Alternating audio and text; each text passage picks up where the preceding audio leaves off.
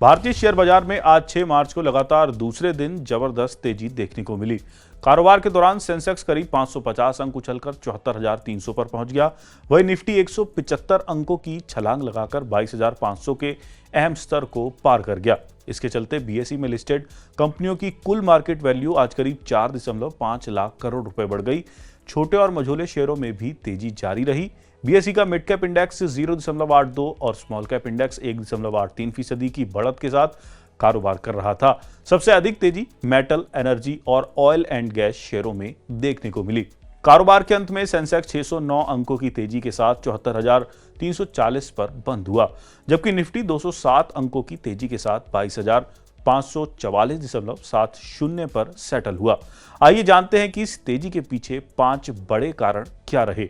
पहला कारण है कि बाजार में निवेशकों को यह उम्मीद है कि चीन की सरकार अपनी इकोनॉमी को रफ्तार देने के लिए नए इंसेंटिव पैकेज का ऐलान कर सकती है। इसके चलते बेस मेटल एल्युमिनियम की कीमत में उछाल आया है, जिसका असर भारतीय मेटल कंपनियों के शेयरों पर देखने को मिला। कारोबार के दौरान निफ्टी मेटल इंडेक्स करीब 2% तक चढ़ गया। तेजी की दूसरी वजह क्या है? मार्केट ग्लोबल से अच्छे संकेत। अमेरिका के राष्ट्रपति डोनाल्ड ट्रंप ने मैक्सिको और कनाडा पर टैरिफ को लेकर अपना रुख नरम किया। उन्होंने इन दोनों देशों से आने वाले ऑटोमोबाइल्स पर टैरिफ में 1 महीने की छूट दे दी है। इसके चलते बीते रात अमेरिकी बाजारों और एशियाई बाजारों में रैली देखने को मिली। दक्षिण कोरिया के कोस्पी में 0.7% की तेजी आई, जबकि हांगकांग के हैंग सेंग में 3% से अधिक तेजी आई है।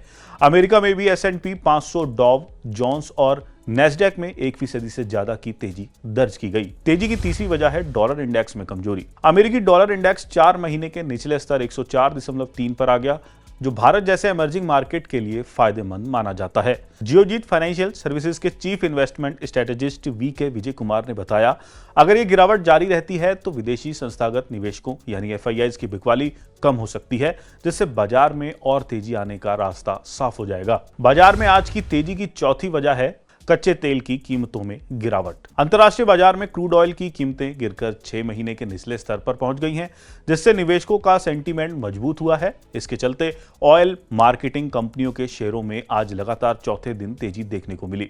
टायर और पेंट सहित क्रूड ऑयल से जुड़े बाकी कंपनियों के शेयरों में भी आज तेजी आई है।